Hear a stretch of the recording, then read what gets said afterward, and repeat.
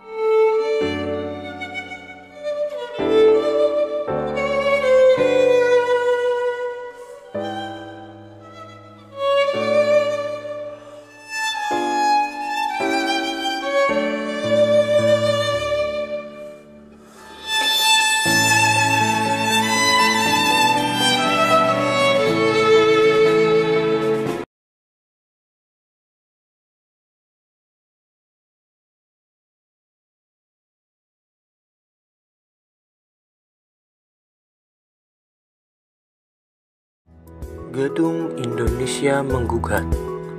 Gedung Indonesia menggugat adalah salah satu bagian penting dari sejarah kemerdekaan Indonesia. Gedung ini terletak di kota Bandung, tepatnya di Jalan Perintis Kemerdekaan nomor 5. Dahulu, Gedung Indonesia menggugat ini merupakan gedung yang digunakan oleh pemerintah Belanda sebagai tempat peristirahatan dan kemudian beralih fungsi pada tahun 1917 menjadi pengadilan pemerintahan kolonial Belanda atau disebut juga Landrat. Pada tahun 1930, gedung itu digunakan untuk mengadili pejuang kemerdekaan Indonesia seperti Soekarno, Gatot Mangkupraja, Sartono, dan tokoh lainnya. Mereka yang diadili di sana dianggap telah melakukan perlawanan terhadap pemerintah Belanda pada saat itu. Saat proses persidangan berlangsung, mereka diperlakukan tidak adil, dan karena itu, dengan lantangnya Soekarno membacakan pidato pembelaan yang berjudul Indonesia Menggugat. Naskah panjang yang membutuhkan 2 hari untuk dibacakan itu menjadi cikal bakal perlawanan Indonesia terhadap kolonialisme dan imperialisme di Indonesia. Lewat suara lantang, Bung Karno saat Indonesia yang masih jauh dari kemerdekaan itu dianggap telah berani melawan pemerintah Belanda. Bung Karno memang sudah lama tiada, tetapi buah pikir dan tekad perjuangannya masih ada sebagai warisan bangsa hingga saat ini. Tuan-tuan hakim, marilah kita dengan hati yang tenang dan tulus bertanya lagi.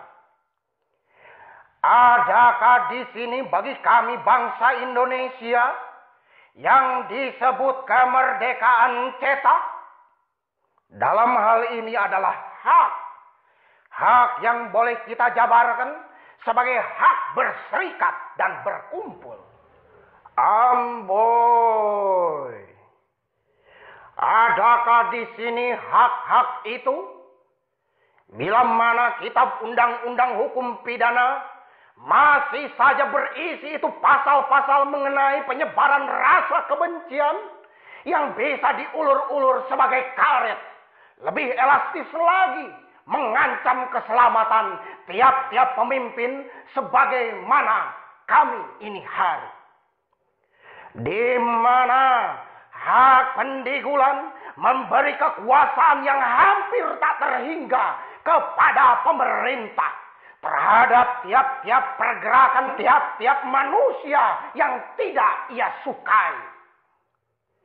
Adakah di sini hak-hak itu?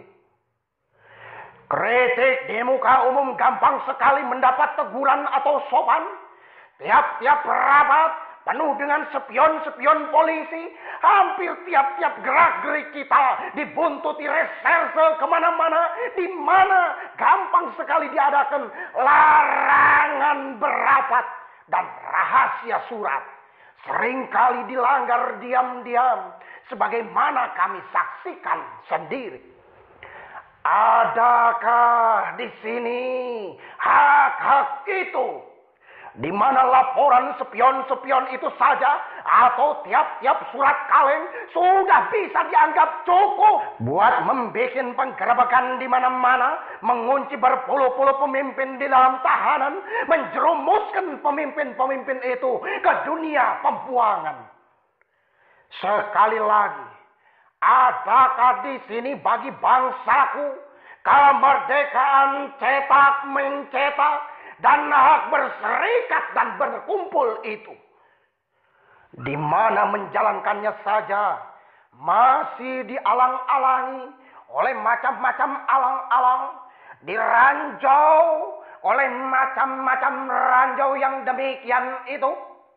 Bila mana bangsa Indonesia yang mengadakan perlawanan radikal lantas saja dipandang berbahaya bagi keamanan umum. Di sini tak ada hak-hak itu. Maka kemerdekaan itu tinggal namanya saja kemerdekaan. Hak itu tinggal namanya saja hak dan lantas menjadi suatu omong kosong, suatu paksuil. Maka saya tegaskan di sini tidak ada hak-hak yang diberikan kepada rakyat Indonesia.